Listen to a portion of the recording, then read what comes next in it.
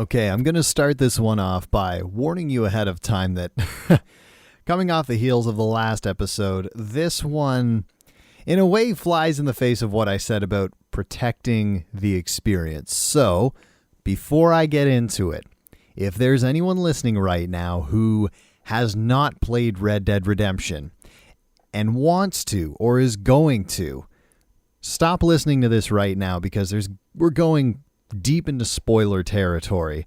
I would imagine that most of you probably have played Red Dead Redemption if you're listening to this, because, I mean, the game was huge, and for a very good reason, which I will get into. But again, if you haven't, and you don't want to ruin the experience, and I don't want you to do that to yourself, turn back, stop this, shut it down, walk away. Like I said, leave this alone.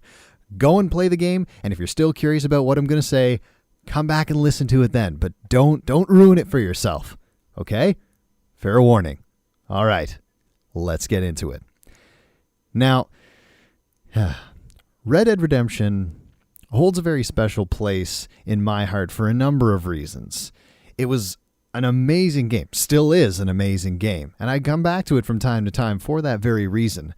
But on a personal level, when I was a little kid, I remember the first movie that I watched, a live action movie that I watched, was a Western. Some of you may know it.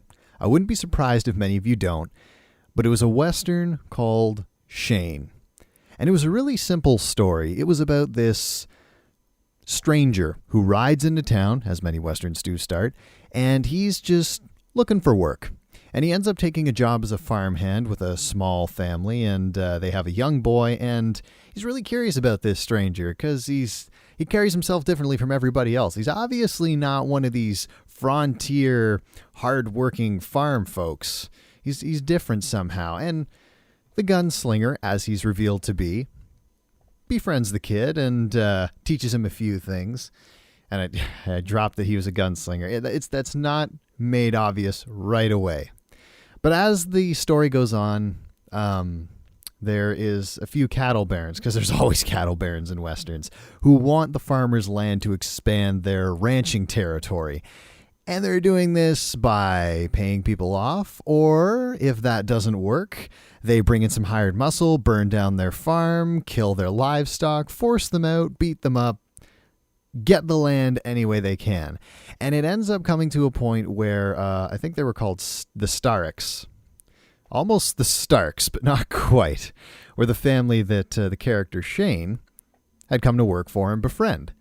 And he was like the last holdout. All the other farmers rallied around this guy because he had stood up to this cattle baron and said, like, yeah, no, I'm not moving. And things come to a head where Shane, and the whole movie, he's been very reluctant to get involved because the reason that he came to this place was to get away from this gunslinger life that he used to lead. There was too much violence and bloodshed, and he didn't want any part of that. He wanted to find a simpler life and do something that was of value to him. And it comes to a point where he eventually has to step back into that gunslinger role to protect this life that he's made for himself, but more importantly, to protect the lives of the people that he's come to care about.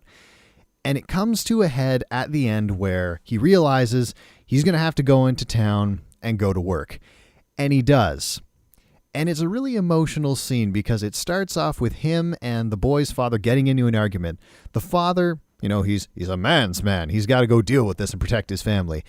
But Shane knows, okay, if he goes in there, they're going to kill him. As tough as he is, these are gunslingers, these are hired mercenaries. He will die. So, when there's no other way to stop him, he smacks him over the head with the butt of his revolver and knocks him out. And the boy sees this, and he doesn't quite understand what's going on, but all he knows is Shane just belted his dad over the head. And he just is like, I hate you. And Shane just sort of like quietly takes that to himself, like, okay, that's fine. Gets on his horse, rides into town. The boy follows him, and a huge gunfight breaks out. And Shane ends up coming out on top in the end. And the boy says, like, you're going to come back to the farm now, right? And Shane just goes like, nah, can't do that. People are going to hear about this, and then they're going to want to come find me because that's why I left in the first place. Gunslingers kept coming to challenge him. So he knew to keep these people safe, now that he's done his business, he's got to leave. He's got to move on. But the boy also notices that Shane's been shot. he's got a gut wound, and if you know gut wounds, they're bad. They're really bad. So Shane starts riding off into the distance, and the boy starts yelling after him like, "I'm sorry, Shane, I'm sorry, come back." And his mom and his parents have caught up to him then, and it's a very sad moment. Shane's like riding off into the mountains, and he's like, the boy's yelling after him that he's sorry, and the mom just says like, "He can't hear you. He's already gone." And the movie ends there. And it's a very somber moment. And I'm sorry it took so long to get through this explanation, but that kind of emotional bang is what I got from Red Dead Redemption. Because if you've played Red Dead Redemption, and if you haven't, again, go away. This is not for you yet. Play it and then come back. The story of John Marston is a really interesting one. He's a character who has a very dark past, but he tried to make up for it by turning away from that life and raising a family. And when the story picks up, he's been, as I remember, contracted. He's been strong-armed into doing the dirty work of the government by tracking down former members of his gang to help clean up the West, because that's the governor's promise. And that's the story. You're tracking down old members of your gang. You try in the beginning, fail miserably, and then you chase them all the way from, I think, like Arizona to New Mexico, over into the Mexican border, take part in a civil war, you come back, you track down the leader of your gang who's rousing a rebellion with the natives, and you finally take him out. And he says something to you at the end of the effect of like, you're doing the government's dirty work, you're cleaning up all the monsters, but John, what's going to happen when there's no more monsters left? They're going to turn on the one last monster that they can find, and that's going to be you. And you just figure like, oh, this is just like, this rabble-rouser's dark, brooding premonition. Because after that point, the game doesn't end. You actually spend a good, pretty decent chunk of the game just living a frontier life. There's not really much violence compared to the rest of the game. You reunite with your wife and son. They're released to you. And you start building up your ranch. You're raising some livestock. You're teaching your son about life. You're teaching him to hunt, having some heart-to-heart conversations, rekindling your humorously rocky relationship with your wife. I loved her. She was a spitfire. And even reconnecting with characters that you met throughout the game, like the sheriff in Armadillo or Bonnie McFarlane. You're getting supplies from her because you had an arrangement that if you survived, you'd come back to her for that. And things are very quiet. It's very peaceful. And then all of a sudden, there's a cutscene where they're on the porch. I think like John's having coffee or something, and his son's reading a book. And all of a sudden he looks up and he sees Dustin in the distance. And he's like, "Dad, who are all those guys riding up on our property?" And it's the military. And it turns out that, yeah, your old gang boss was right. They have come to take you out because you are the last missing link, so to speak. So there's a whole gunfight.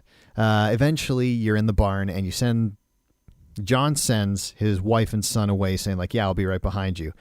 And you think he might make it.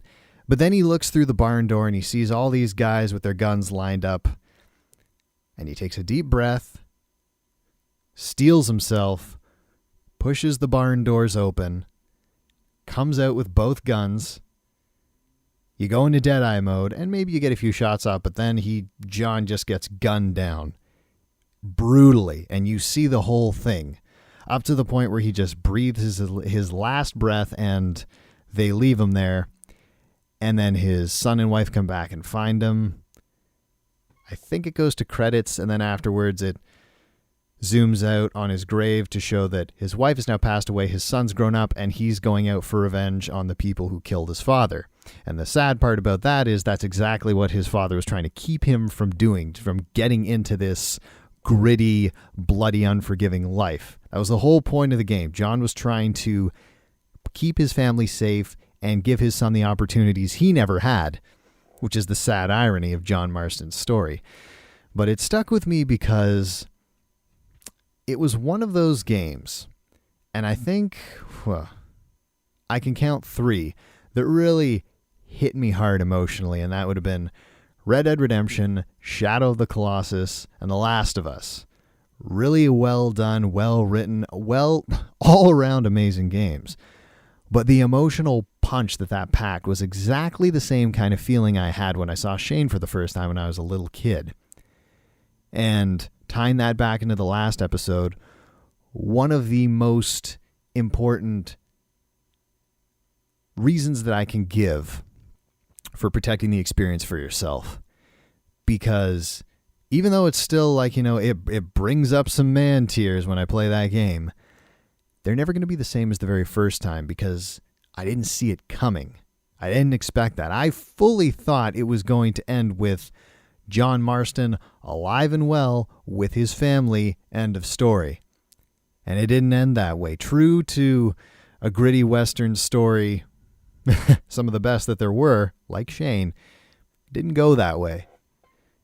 And one of the reasons why I think Red Dead Redemption's one of the greatest games, and I will say, like, including books, movies, video games, all mediums that included Western stories, the greatest Western of all time. If not the greatest Western of all time. I meant to say one of the greatest, but you know what I mean. Anyway, that was something that I wanted to say. Coming off the heels of protecting the experience, this is one of the reasons. It's moments like that that you really want to keep for yourself, for that one-time experience of you didn't see it coming and it hits you pure, clean, and hard.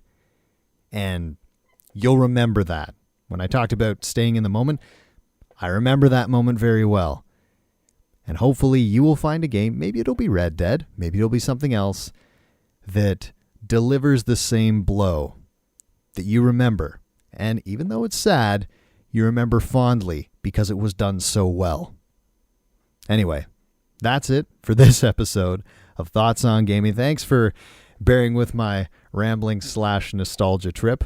And once again, if you guys have anything similar you'd like to share, leave it down in the comments section. I'd be really interested in hearing what games have the same impact for you. So please share that, because I think that would get a really interesting discussion going, seeing like what kinds, what type, what genre, how they differ or how they're similar. It'd be a good discussion. But anyway, until next time, I'm Rye. Take care of yourselves.